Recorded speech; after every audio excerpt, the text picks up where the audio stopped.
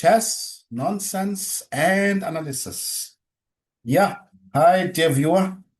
And before I talk about anything, I would like to say thank you to everyone who really helped us to get over the 1,000 subscribers hurdle. So basically, this is the first broadcast that we are doing, having achieved this milestone. Thank you very much. It is highly appreciated. And yeah, thank you. So let's get into it. So we're going to be talking about the Sharjah Masters again. Today was round 8. And look, the first board, Anish Giri made a very quick draw against Grandmaster Velimir Ivic. Okay, understandable, he has the black pieces and he's conserving energy. Tomorrow, in the last round, he's going to have the white pieces. So he's going to all to play for.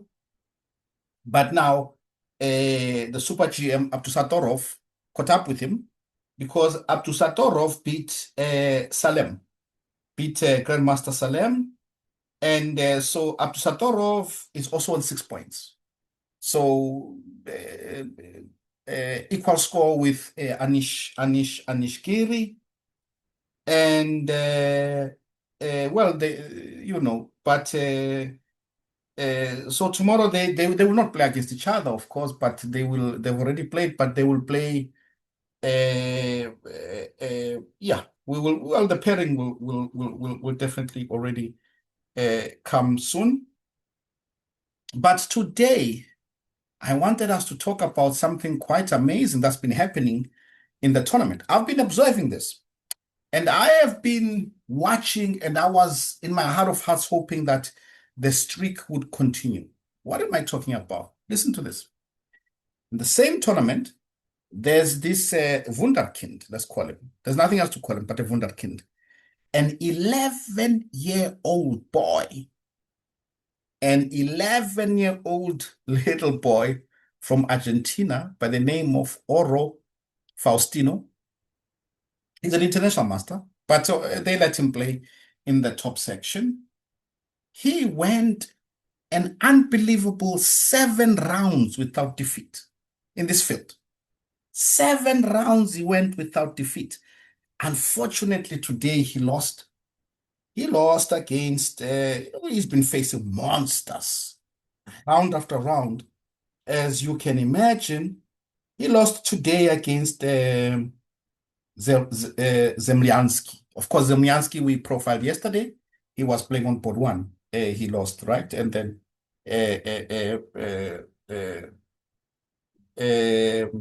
not on board 1, but he was playing quite high up, yeah. And then he lost, and he lost. He beat now this youngster, but the youngster has been doing incredibly well for an 11-year-old, and he's been drawing against players with 2,600, drawing, hold them to draws and stuff. Incredible. And what I wanted to show, I'm going to show you his second round game. That's his only win in the event. The others has been draws. But before I do that, just so that you appreciate how well this guy is playing, I want to actually just share the other players who are also on 4 points with him, like 4 out of 8, right? So he lost today. He's got 4 out of 8. Same number of points as Maksudlu Parham. I mean, Maksudlu is 2706. He also has got 4 points. He drew today, Maksudlu. Same points as Sanal Vahab, 2555. Same point. I mean, monsters are on same points as him. I see here Sagirsian. Gabriel, a player used to be 2,700 playing for Armenia. He used to be way over 2.7. His rating now is 2641. He won today. He's also got 4 points. So here we are, Seturaman, Grandmaster Seturaman from India, another monster. He's also got 4 points. I mean, so he is playing, and all these players, by the way, I mentioned, have scored. All the other players who have four now that I mentioned, who are ridiculously strong, they have scored. They've made draws, or some have won. He has lost. It's amazing. So, what a player! What a player! So, I want us to focus, of course, on his positive result. So, I'm gonna go all the way to round two. Same event. Round two, he beat a player, Muhammad Muradli, 2603, a player over 2,600, Grandmaster. Let's have a look at the game. What a fantastic achievement by this 11-year-old. All right. So he plays e4. It's a Sicilian. Yeah, okay. There's a knight off, plays bishop c4, plays queen e2, bishop b3, b5, a3, stopping b4, bishop b3. It's a very tropical variation. f3, castle's long, and we're going for it. Boom, g4. Rook c8, king b1, getting out of the potential pin. Knight d7, typical maneuver. Black would love to put his knight on e5 and then maybe to c4. Typical maneuvers that none other than Garry Kasparov made very popular in these structures, right? h4, logical. Knight e5. So now in such positions, when the knight is on e5, there were games in the past, like Movsesian against Sergei Movsesian against Garry Kasparov in the early 2000s, where if you do nothing, let's make a move for white, right? Let's say g5. There is a threat that black can sacrifice the exchange. Rook takes c3, bam.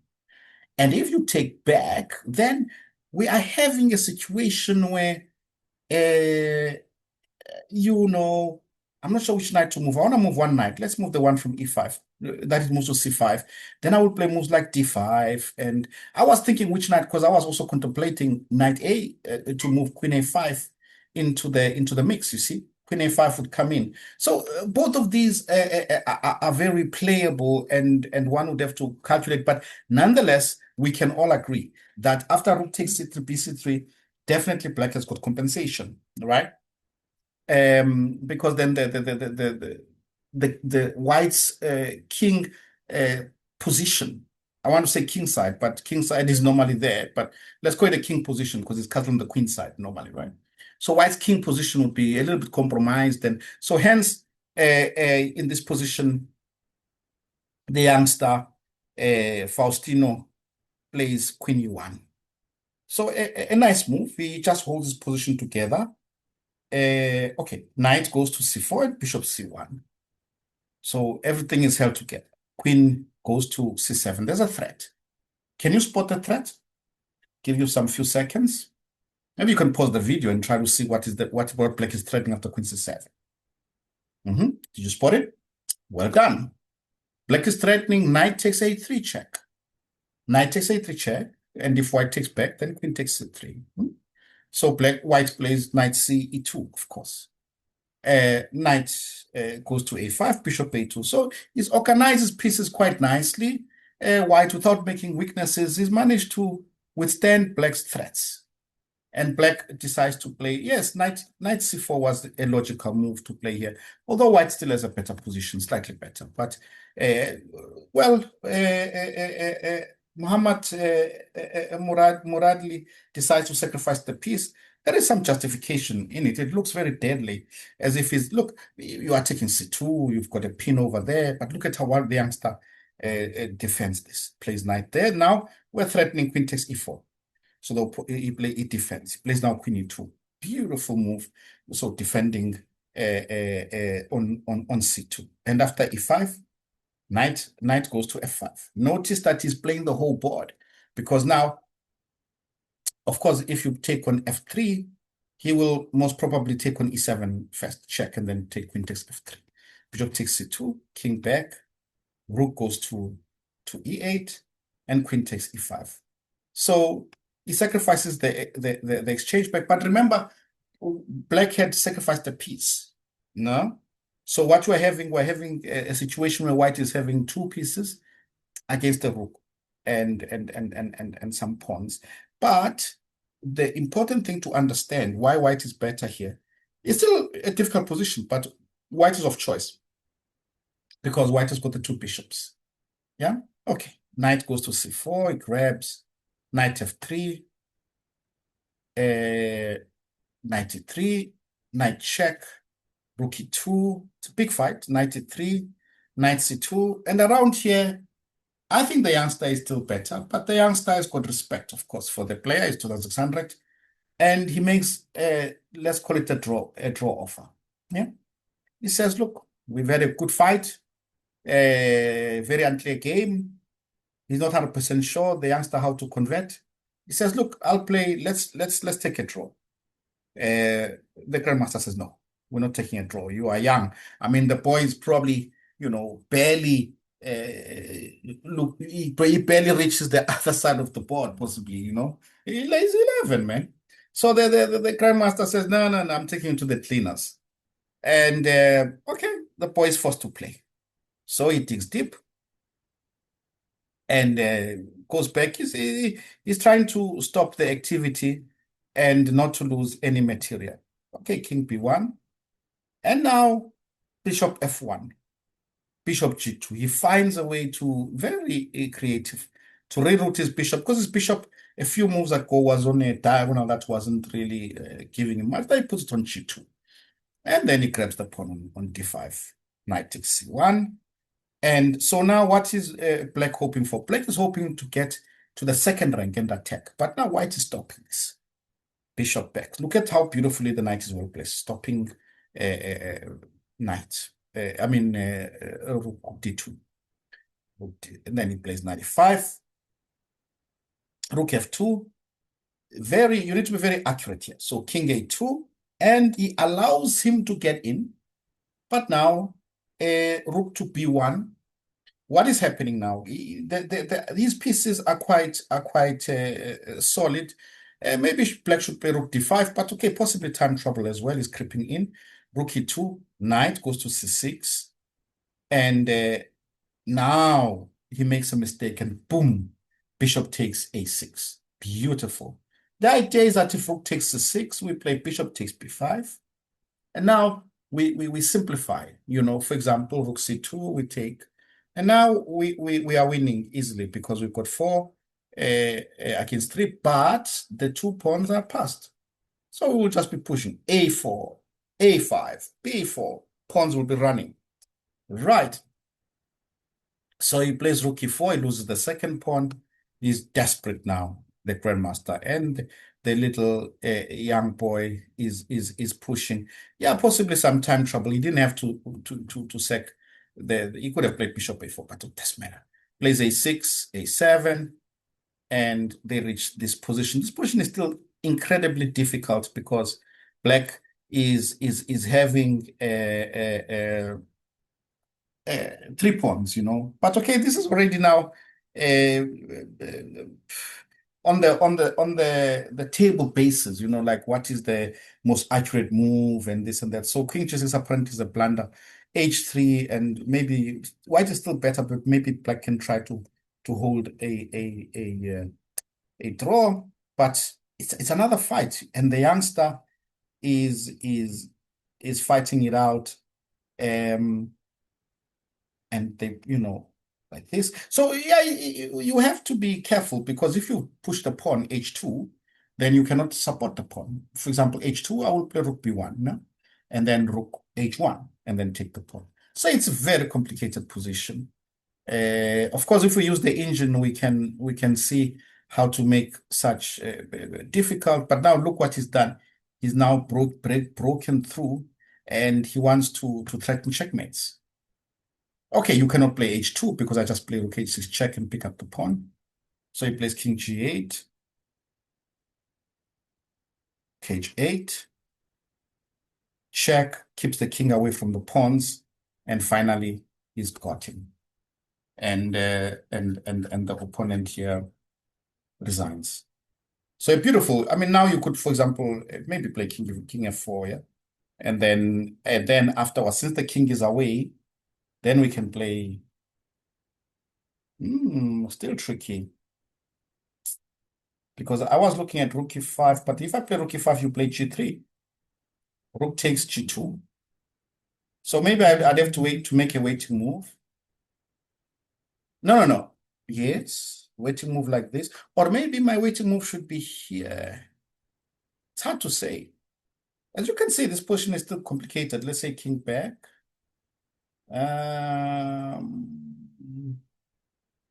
Because if I take here, you play h2. Yeah, yeah. Possibly how to do it.